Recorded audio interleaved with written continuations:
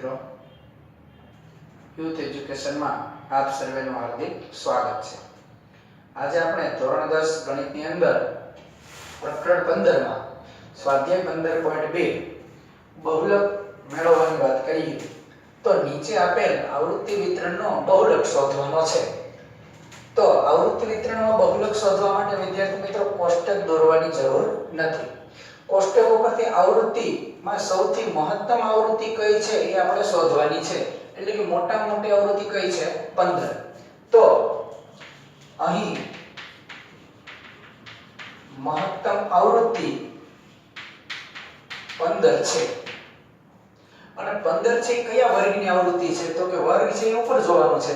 અહીં મહત્તમ આવૃત્તિ 15 છે, જે કયા વર્ગમાં આવે છે? 20 થી 24 વર્ગમાં આવે છે. અને એટલા માટે તેથી 20 થી 24 એ બહુલક શોધવાનો હોય એટલે બહુલકી વર્ગ કહેવાય. અને બહુલકી વર્ગ ઉપરથી આપણે બે વસ્તુ, એક વર્ગ લંબાઈ c અને બીજું અધઃ સીમા l શોધી શકીએ. એટલે કે વર્ગની અધઃ સીમા કેટલી છે? 20. અને વર્ગ લંબાઈ c એટલે 4 થી 8, 8 થી 12 કેટલા કેટલા અધઃ સીમા અને ઉર્ધ્વ સીમાનો તફાવત આવે છે 4.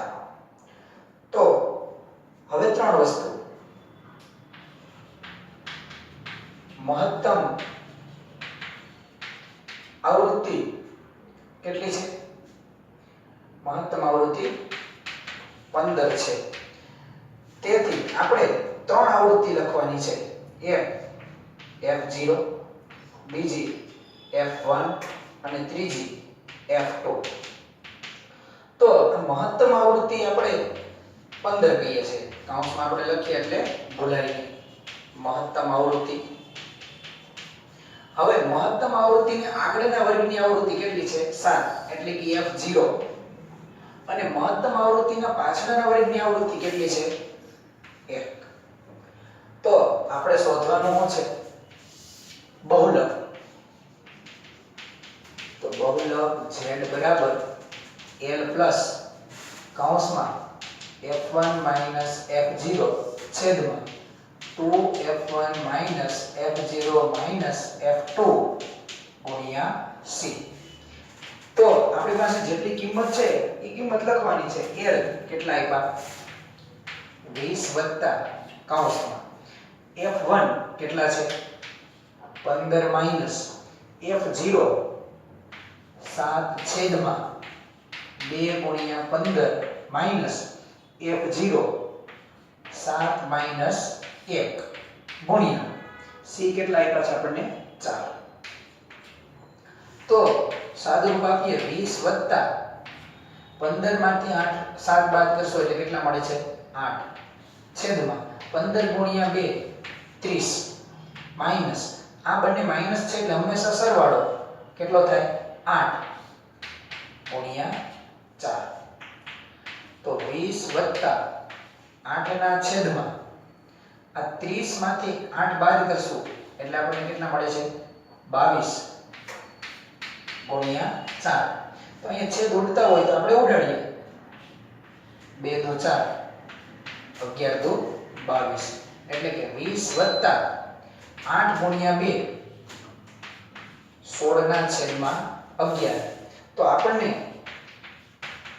બહુલક z બરાબર 20 વત્તા આ 16 ભાગ્યા 11 એટલે આપણે પોઈન્ટ પછી 3 અંક સુધી ભાગાકાર કરશું. 11 એકા 11, 5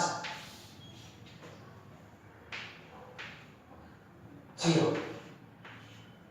11 ગુણ્યા 4 44, 6 ગુણ્યા 11 પંચા 55, 5 0, 11 ચોક 44. એટલે 20 વત્તા 1.454.